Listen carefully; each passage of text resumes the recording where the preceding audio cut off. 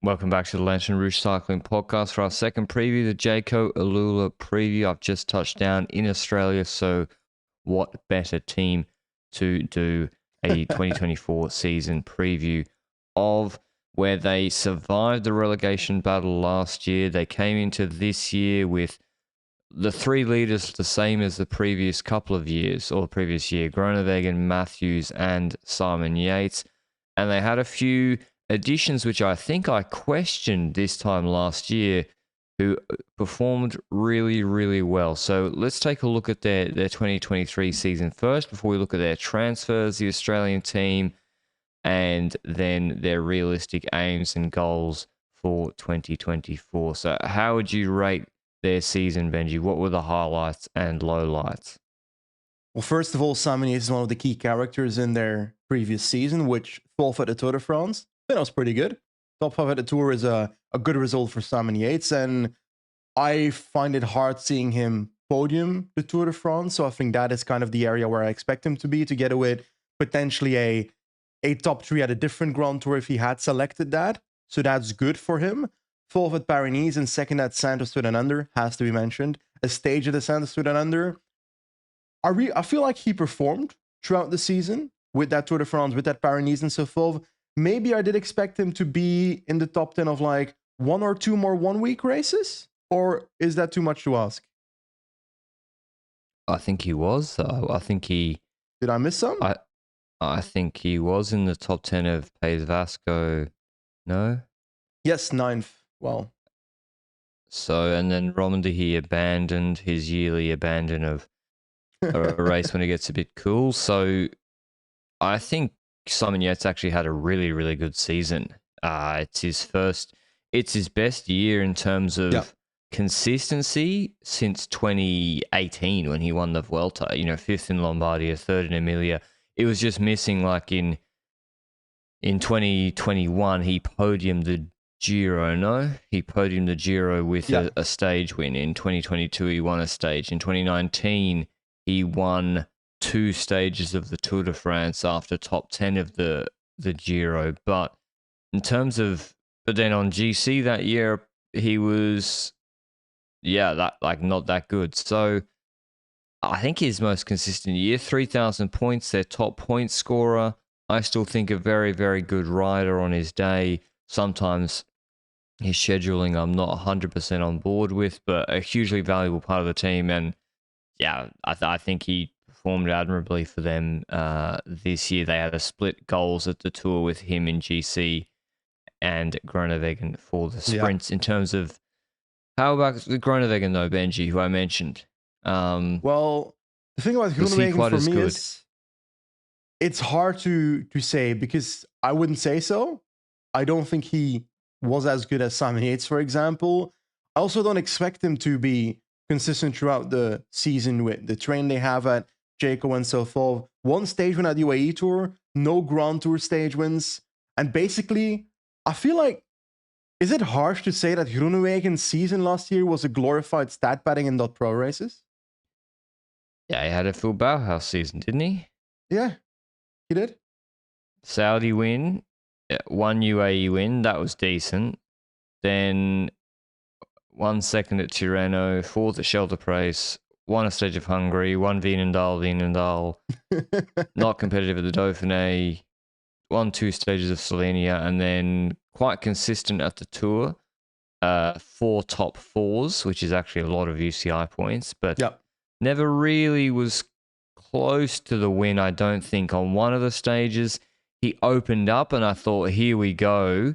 This is the time he's going to really drop the bomb. And he kind of petered out on his sprint. There wasn't that big 10, 15 second burst. And then sort of consistent middling results in semi-classics in Belgium, in the sort of the 1-1s for the rest of the year. So he still scored 1,300 points, 73 race days. I would say for the money they're paying and for the emphasis they put on him as well, which is they sort of, it's weird, right? Like they put a lot of emphasis on him. There's a lot of stages, World Tour races, that they'll wake up that morning and they say, we're going to chase the break today. We're going to put in a lot of effort here. But then at the same time, Yeah. you look at the train or lack thereof they sent to the tour with him, Yeah. and sometimes he's not put in a big position to succeed. And that's going to be a big question mark for But next year with obviously Ewan coming in. I vaguely remember from the research I did for the actual sprint awards that we came to a conclusion where I felt like Groenewegen was often gassed before the actual sprint happened. And I wonder is that because the .pro sprints that he ends up winning are ones that don't have the furious fight for positions in the last 5 kilometers before the sprint happens because his own team can control it? While in a Grand Tour stage, it's out of their control and Alpecin absolutely fires it. And the sprints that he is competitive at the Tour de France were the ones where Alpecin didn't fire it off from far, in my opinion. So maybe an easier lead up to the sprint might be better for Groenewegen, which is why the results are this. And also for his train, Slovenia sprints, Mezgets and Reinders are much more capable of keeping him in good position from 1,500 meters to go, 2Ks to go. They're not really able to in the Tour de France. But there's also, I think the problem as well is he's an old school sprinter. And so outside of the pure sprint stages or shoulder praise, he can't score for you. Those Dauphiné sprints where Christophe Fedor won one of them and then was, I don't know, second or fifth in the other. Groenewegen's 125th, and I seem to recall them maybe chasing that day. So one of those days. So Groenewegen one head of the 3 leaders, and then Michael Matthews is the other one. I think probably not his best year either, Benji. Only in the new sort of point system, he's usually a very good point scorer. But I think this is his worst season in a decade. Michael I think Matthews. so as well. Like he did win a Giro stage. Yeah. He wait a second. He got slapped by Deli, right? In the Canadian Classic. Yeah, he got third in Quebec behind Strong even. So those are the kind of races where he really needs to rack up the points. And yes, he got top 3. Yes, 325 UCI points, if I recall correctly, which is very valuable. But if that's his main day of the season, then the top 4 at Cat 11's Great Ocean Road Race to rack it up. Yes, he gets some UCI points along the way, but I expect to see him more at the front end of races. And in Grand Tour stage, that was less this year. He was less competitive for a green jersey, for example, in the Giro, even though that was going to be difficult to begin with, because Milan was pretty damn dominant there. But I would be expecting him to compete on stages where a Milan is also competing, where he wasn't competing this year. And I'm starting to feel like with the transfers that are coming in, spoilers, Caleb Ewan is coming in and so forth, whether I would try using him as part of a lead out in certain races as well. But that's a discussion we can have when we talk about the transfers. But I agree. Like he got a stage win at the Giro. Filippo Zana got a stage win at the Giro. That's valuable, but this is not a top Matthews season. No, he didn't always do some of the races that he's really quite good at. Like he didn't do Amstel Gold Race where he's really good. He's like always a lock for top 5 there. But you remember this guy podiumed the World Championships road race last year, and he didn't finish the race this year. I can't remember what happened. So I think the back end of his year, where he normally farms a lot of points, wasn't quite as strong as it normally is. Isn't Matthews also the kind of rider that you would like to send to a Romandy or Catalunya with those like hilly sprints, those reduced sprints to try and rack up results? Because I kind of feel like you could. It's not the same rider, but you could try and stat pad like Caden Groves does in those races. Well, yeah, of course. I think he's won 3 stages of Catalunya before. He's won 3 stages of País Vasco before, like the stages that Schelling or Higuita won. So he is good for those races. It's just how does that fit in with this guy normally having to lead them in the hill classics and the cobble classics. He often even does Liège and Flèche sometimes. He didn't this year. So a different spring for him. I'm not sure they'll repeat that spring, frankly. And I agree with you. I don't think they should repeat a spring program. I think they should go back to the tried and tested, farm some wins at a Catalunya, a Romandy or a País Vasco, and get those points in Amstel Gold Race, Brabantse Pijl, and Tour of Flanders, Dwars door, and all those, etc. So there's the three. I would say one of the three was, I think, above expectations. The other two a little bit disappointing. The positives, though, are the guys they brought in. I think Dunbar at the Giro looked better than. I mean, you remember Dunbar was with Roglic on Bondone. He finished with Roglic fourth on the stage. He looked really, really good, and then petered out at the end of the race. But I think the Giro was super positive for him, and then he crashed out of the Vuelta. And then Zana was unbelievable. Like Zana slapped Pino in the Italian Champs jersey on a serious mountain stage in the break in the Giro. That's a great return. Yeah, certainly. And it's also curious that Zana can combine both the breakaway attempts with the helping the sprinters in the versatile sprint stages kind of way, because he was at the front of the peloton trying to help out. I don't remember if it was Groenewegen or something, but he was at the front helping out their sprinters as well in those races. And that does matter. That does add to a rider like that he's more than just a one-dimensional being. And I agree, Dunbar definitely performed better than we definitely expected. I thought a top 10 at a Grand Tour was possible, but I didn't expect him to do it that way. I'd expect him to do it in the, I go in the breakaway in the third week and end up stumbling into the top 10 kind of way, like Louis Meintjes does. While he did it the actual, I'll go with the best and try and survive as long as possible way.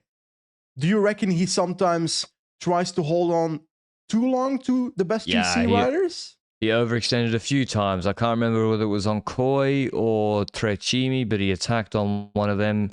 And so, I think he overextended a little bit, but that's a learning experience. And I think they got to be happy with it. I remember even Zana helped him on Bondone. Zana was so strong there, Dunbar even had to tell him to chill out when it was a group of Almeida, Thomas, Roglic, and Kuz. Zana was there, I think, as a satellite rider. So, he was really good. Zana also won Tour of Slovenia GC, which is a dot pro race. Like, that's a nice return for a guy who was on Bardiani the year before.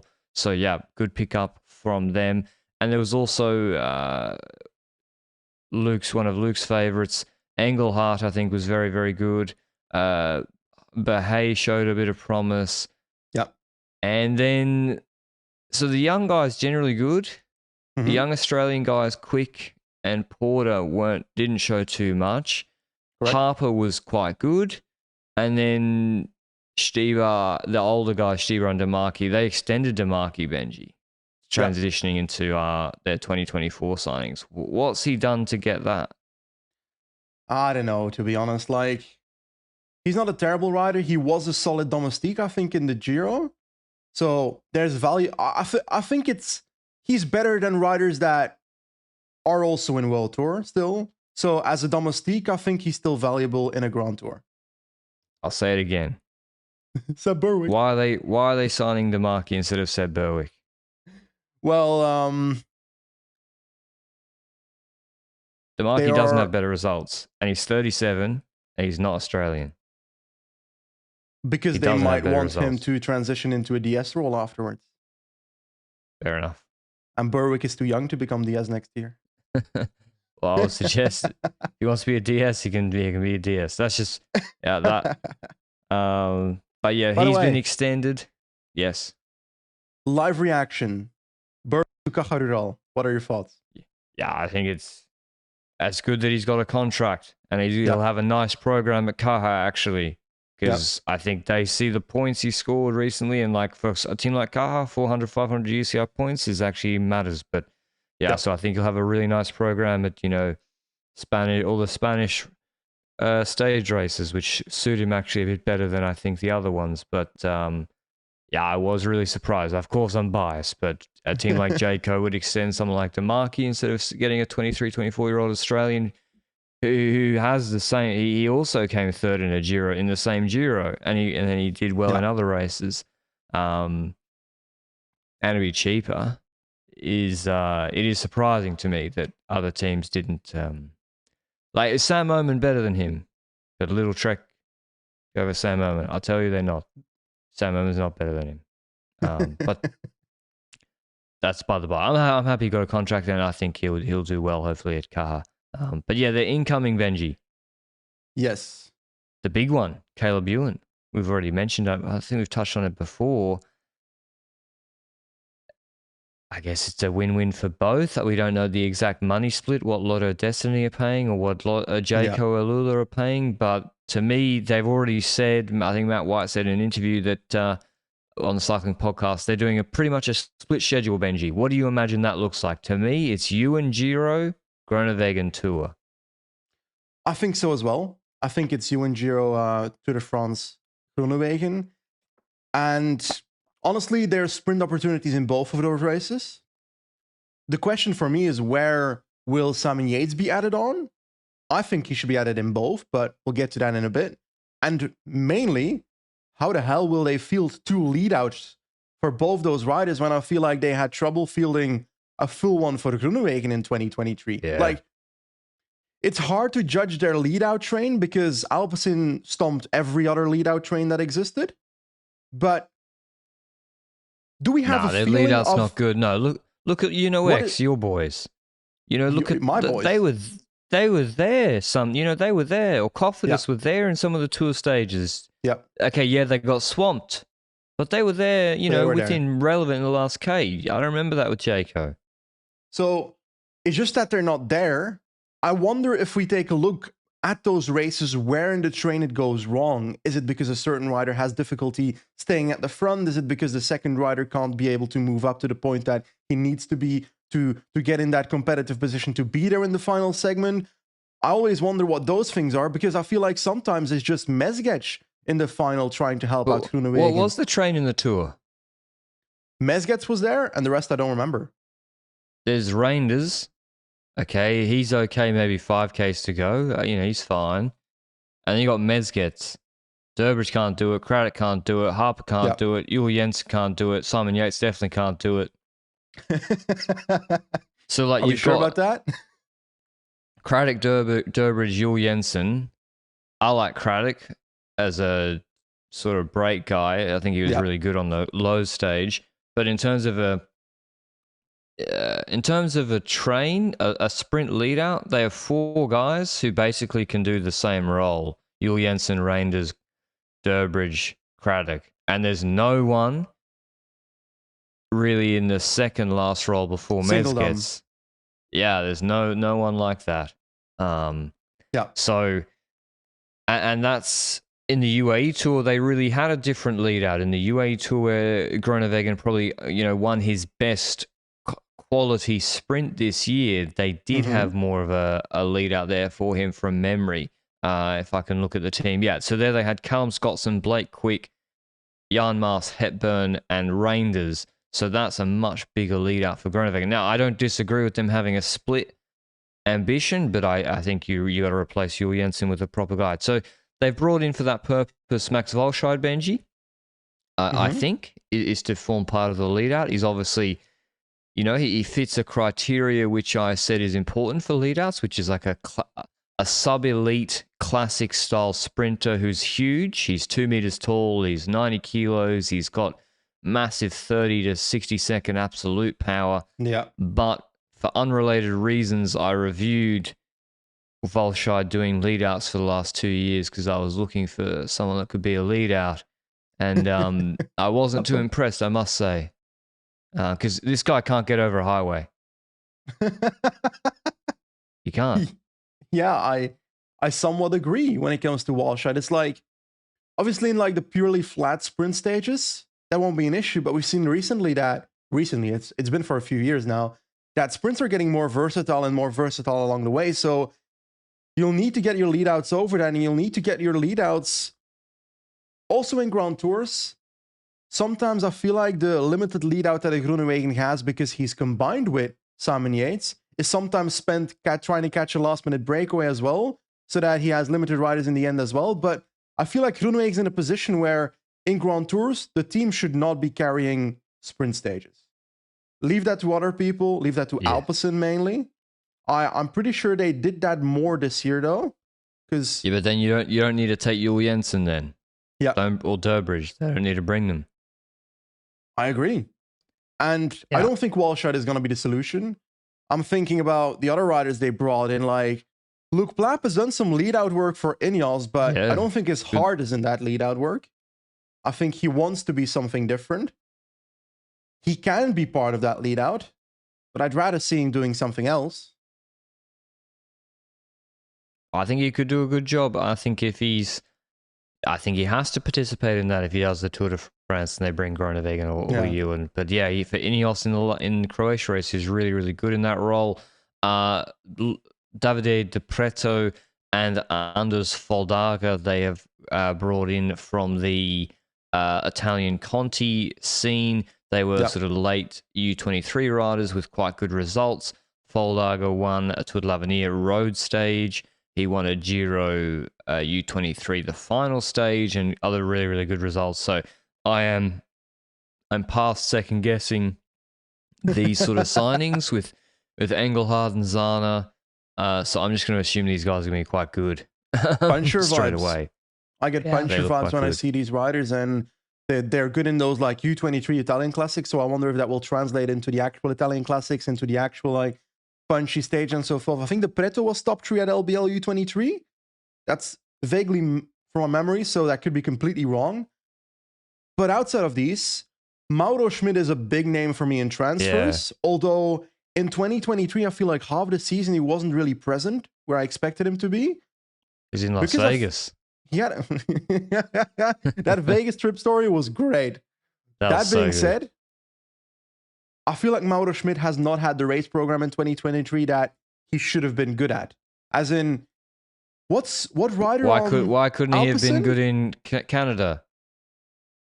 While stopping him, other than being not professional enough to keep training after he was leaving the team. I do not remember. Let me take a look. Yeah, he would straight up was not good in the second half of the season, but in the first half of the season, like his Basque Country was really bloody good, like really good. It was really good. But what do you buy with those results? Wouldn't you rather, if you're Quick-Step, use that guy for the classics in the same way Quinten Hedemans was used for Alpecin? Like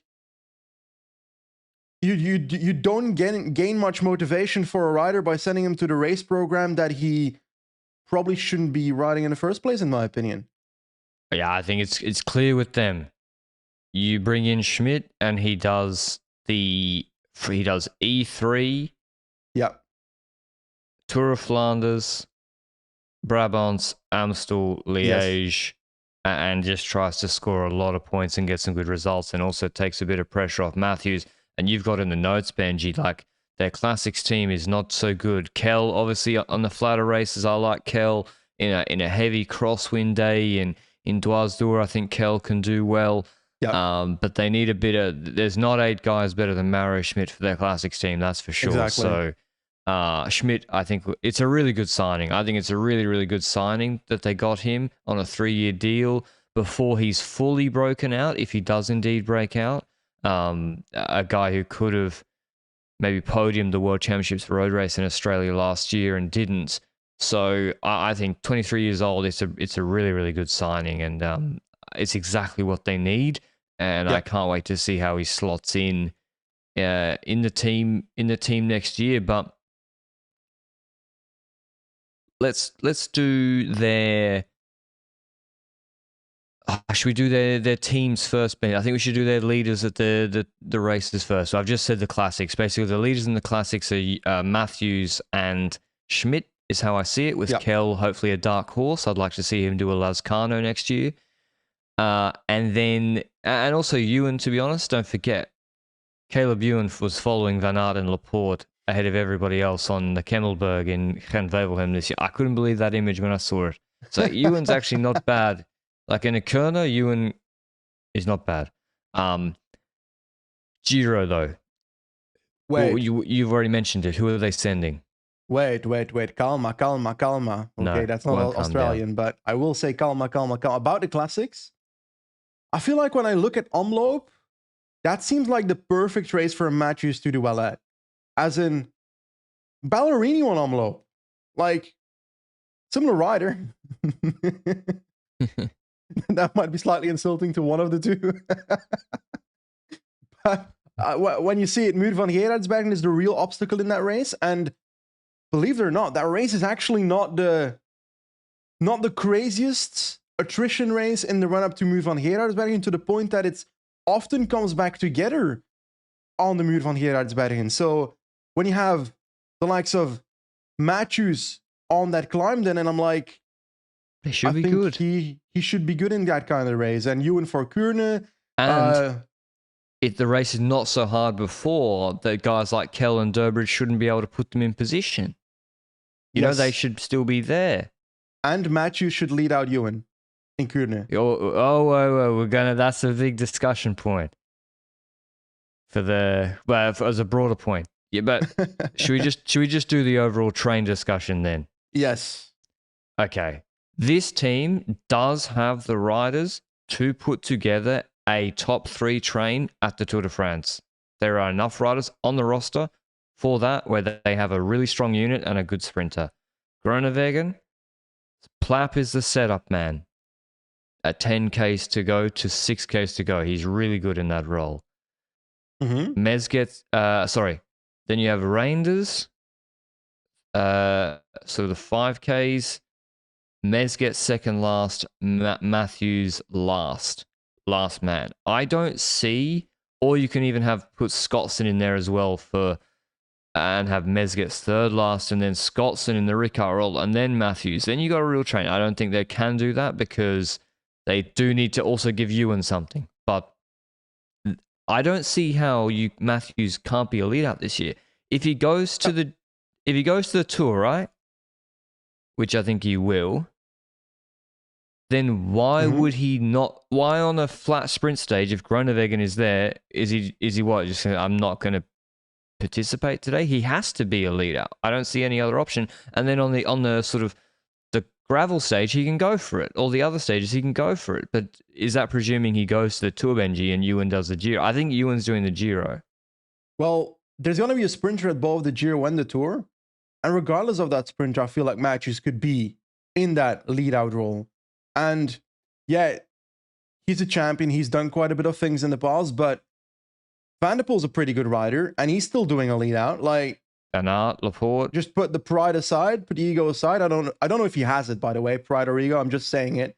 Like, put that aside and do that job and see if it works out. And also, I know they're doing a split schedule, but my heart wants one race, some random stupid race in the season where Groenewegen is Thor Hushoft and Ewan is Tyler Farrer from the days where Hushoft was leading out Farrer. I want to see Groenewegen lead out Ewan in a random race. Yeah, I mean, that would be good too. But yeah, and then you'll have it. The other train then will be, I think, a little bit weaker in the Giro, and that will be, if Ewan does the Giro, that would be Callum Scottson last man. He stepped up well. That'll be really good. Maybe Kell is the setup man, and Volscheid in there too as second last. So that's, again, for the Giro, really not a bad train at all. Scottson, Volscheid, and who did I say? Kell. But it'll be tight. Because this year it wasn't the best. I think there's also the way they use the train is something as well to look into. I don't think UNOX or Cofidis have more talented guys in their leadouts than Jayco AlUla. But yeah, I think Ewan should do the Giro. I looked at the first week in particular. I really think there's a lot of...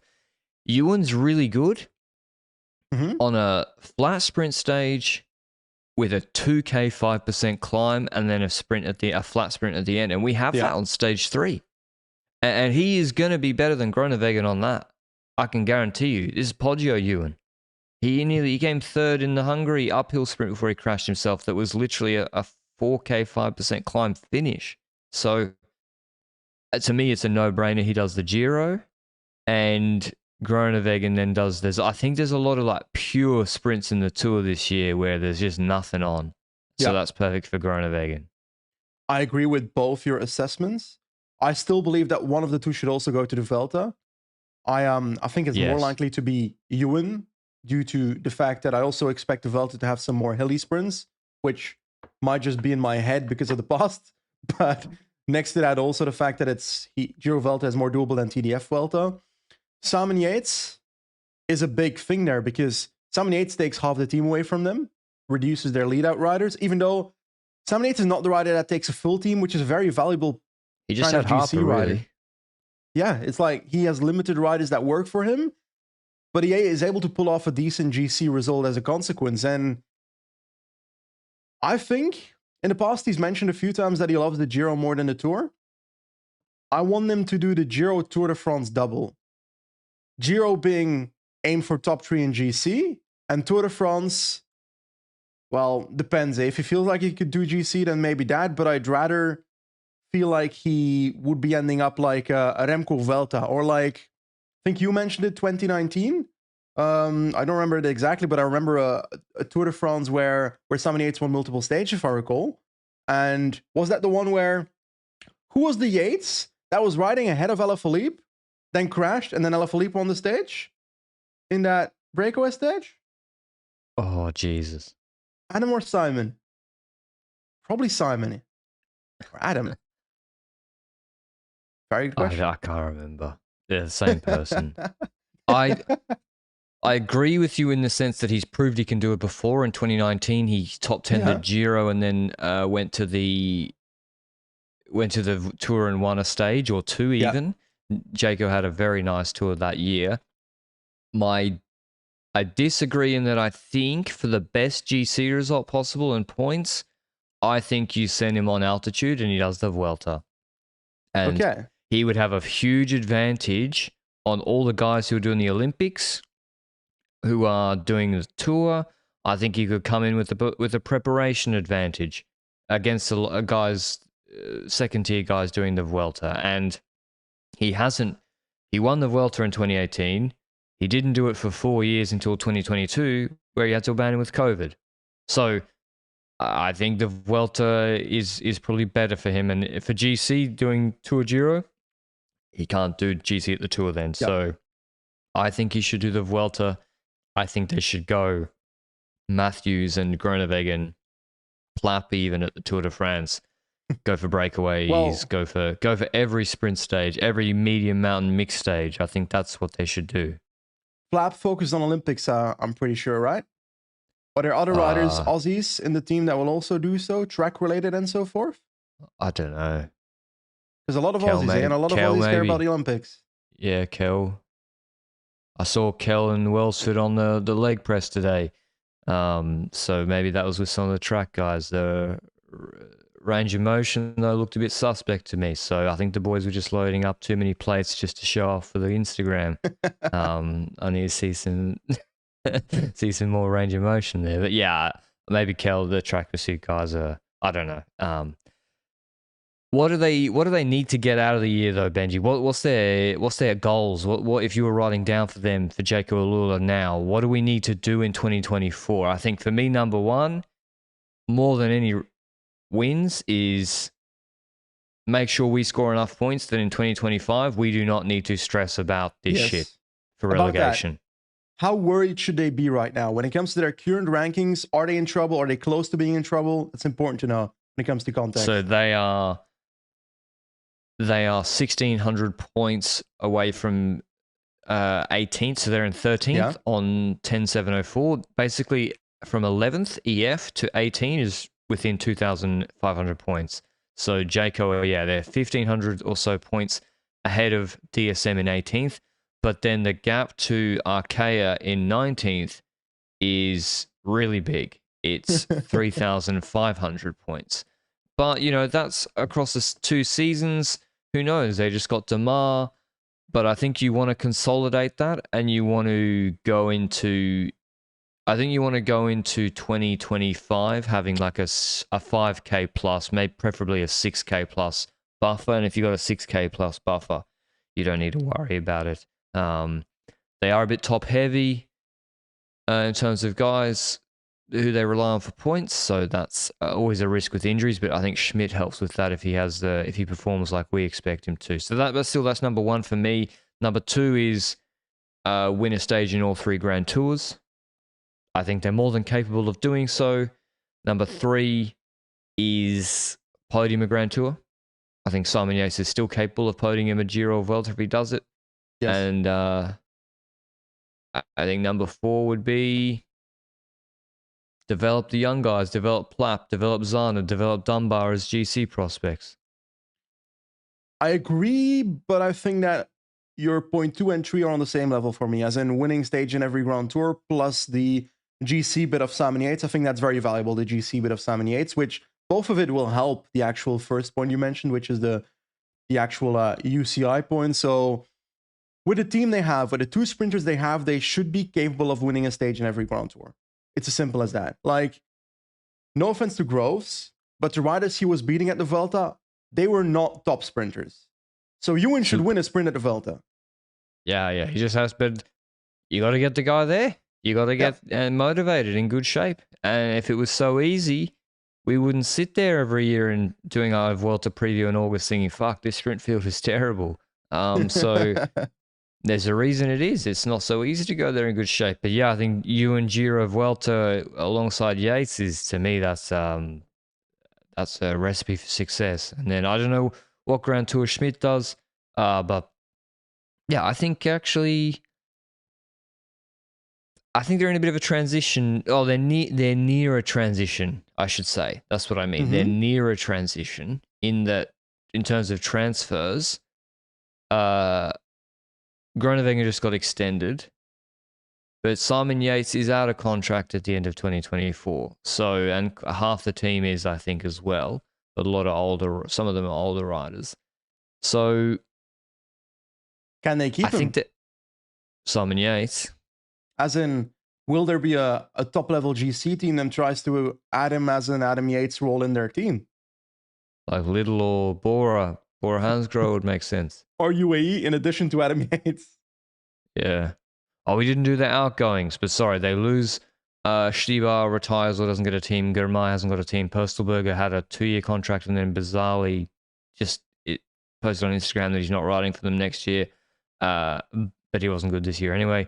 Balmer was okay. The Swiss rider, he doesn't seem to have a team. Colleone's going to Intermarché, the Italian, who was not so good. And the best rider that's leaving for them is Sobrero. I think a nice rider, but also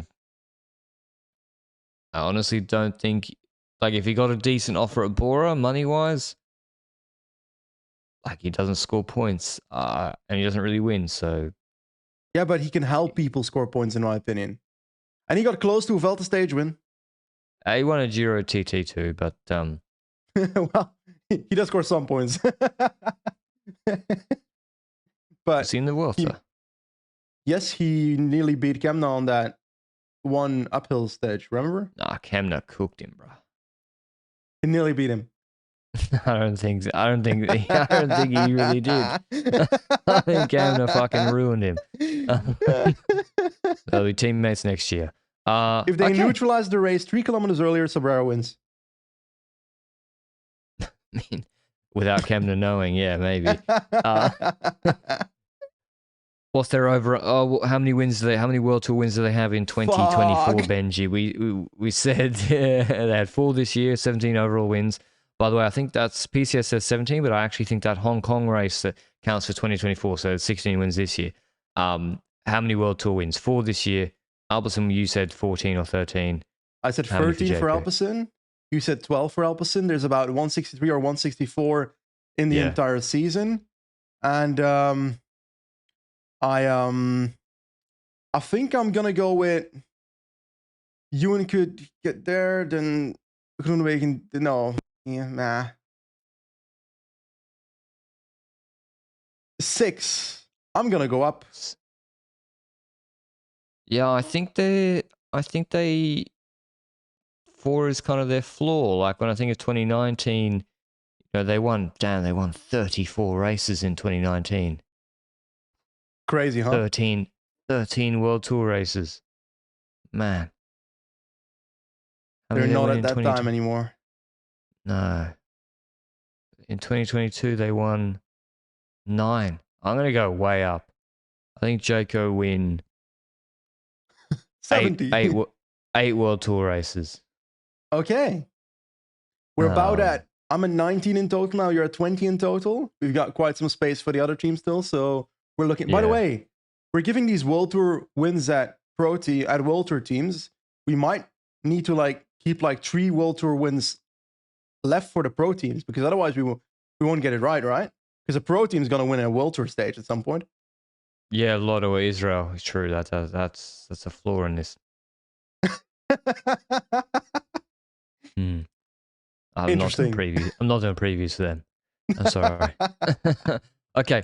Hot takes quickly before we get out of here with Jayco, Benji. Oh my god, I've completely forgot about the hot takes. When it comes to hot takes, I tell you that. Oh my god. Matthews does lead out Ewan at some point. That's not a hot take. Is that a hot take? I'm trying here, okay? I think Simon Yates wins the Giro. Really? Yeah, I don't see why not. I don't see it happening. It's a hot take. Okay, yeah. And Simon Yates winning the Giro is yours? Okay. Yeah. Deal. That is a hot take. I'm going to go with Caleb Ewan wins more than half of their World Tour races this year. Their World Tour stages. Their World Tour victories. I'll give it to you. Okay. But I can see that happening actually pretty plausibly. If he does Giro of Vuelta, then he really should do that. The problem is, I gave them 6, and in reality, if he goes to the Vuelta, then he might actually end up getting more than 1. So, well, we have to put Luke's in. Luke says that Felix Engelhardt becomes Olympic champion. I don't know, maybe in what BMX freestyle does he do that? Actually, Mauro Schmid world champion. No, Mauro Schmid Olympic champion, because that's the race with limited riders per world team. champ. World champ is better course for him. No, it's in Switzerland. And it's in Switzerland, but Pogacar is there. He's no good. Pogacar's also at the Olympics, so fuck it.